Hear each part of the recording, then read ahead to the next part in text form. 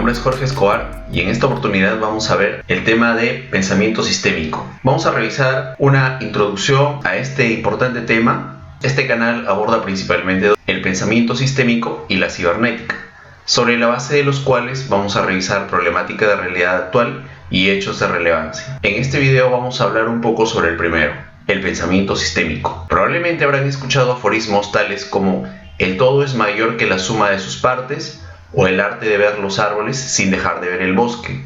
Sin embargo, muy pocas veces nos hemos detenido a meditar en la importancia de este enfoque, y es que, de una u otro modo, todos estamos forzados a ver y a lidiar con situaciones complejas, que es precisamente el ámbito de acción del Systems Thinking o pensamiento sistémico. Peter Senge, conocido por haber escrito La Quinta Disciplina, entre otros libros muy importantes, en un foro organizado por la Universidad de Aalto en Finlandia, señala que uno de los principales problemas del mundo moderno es la interdependencia.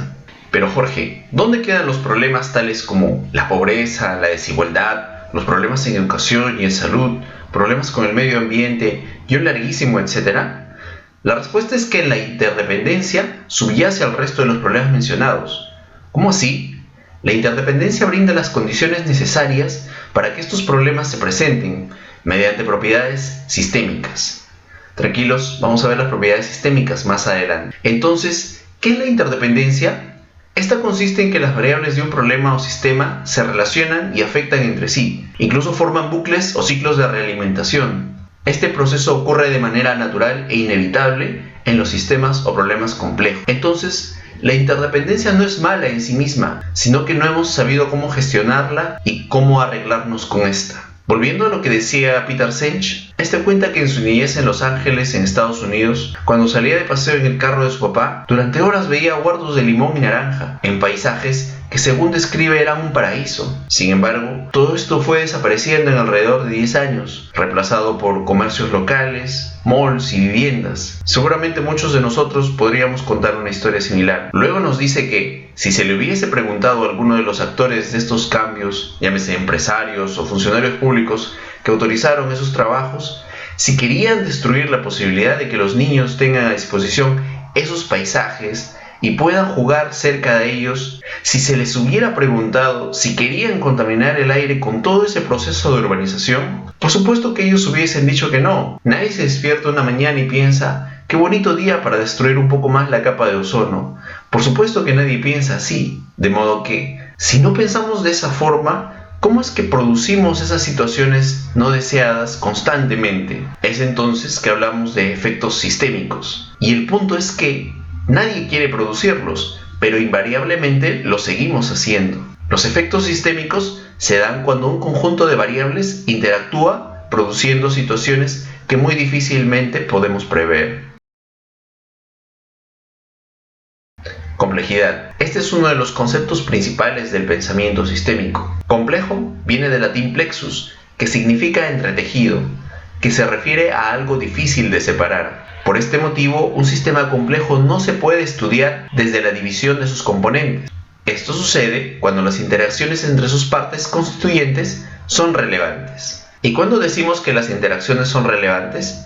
Cuando éstas generan nueva información. Por ejemplo, Pepito y Carlitos son grandes amigos, se conocen desde niños, les gusta jugar el fútbol, viven en el mismo barrio, van al mismo colegio, hacen sus tareas y trabajos juntos, tienen los mismos grupos de amigos. Podemos decir que las interacciones entre ellos son bastante conocidas. Pero luego pasan algunos años y ambos ingresan a la universidad, pero a lugares y a carreras diferentes. Entonces empezarán a formar nuevos grupos de amigos, frecuentarán otros lugares, tendrán otro tipo de intereses y prioridades, que no necesariamente serán los mismos, quizá ya no coincidan en sus tiempos libres, es decir, las interacciones que tenían cambiarán bastante. Ahora imagina que ya conoces las interacciones de estos dos amigos. Luego de algunos años más, probablemente cada uno formará una familia, cada uno tendrá nuevas responsabilidades, otras prioridades. Por tanto, las interacciones de este sistema de amistad, por llamarlo así, cambiarán.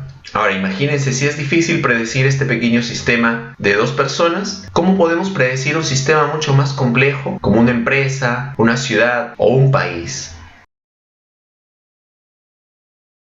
Es importante aclarar que el pensamiento de sistemas no es solo un pensamiento. El pensamiento sistémico es lo que podemos llamar un paradigma, pero un paradigma no en el sentido de un ejemplo o modelo de algo, sino que moldea nuestra visión de ver el mundo, y convengamos en que esto determina en gran medida nuestras acciones. Dicho esto, es importante recalcar que el pensamiento sistémico no está en un entorno conceptual o filosófico, ya que un pensamiento sin acción es estéril y sin sentido, por lo que una verdadera práctica del pensamiento sistémico está necesariamente ligada a las acciones y decisiones que tomamos. El pensamiento sistémico está basado en la teoría general de sistemas, la cual fue propuesta formalmente por el biólogo y filósofo austríaco Ludwig von Bertalanffy en el año de 1968. En su libro Teoría General de Sistemas se develan diversos conceptos tales como emergencia, sinergia, entropía, entre otros. Una de las cosas que dio origen al pensamiento sistémico fue que se dieron cuenta de que en algunos casos no eran tan claros los límites entre, por ejemplo, la física y la química. Lo podemos ver en la aparición de subdisciplinas como la fisicoquímica, por mencionar otros, la biofísica, la bioquímica, etc. La propuesta de la teoría general de sistemas es que las propiedades de estos no pueden describirse en términos de sus componentes de manera separada, ya que su comprensión solo ocurre cuando estos se estudian globalmente, teniendo en cuenta las interrelaciones entre sus componentes. Y a todo esto, ¿qué es un sistema?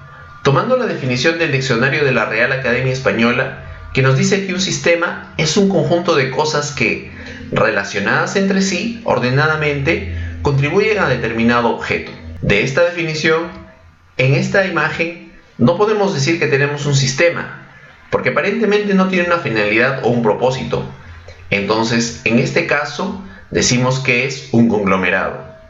Sin embargo, si lo disponemos de esta forma, ya no es un conglomerado, porque ahora el conjunto de ellos tiene una propiedad que individualmente no posee cada uno de sus elementos, formando en este caso una figura cuadrangular.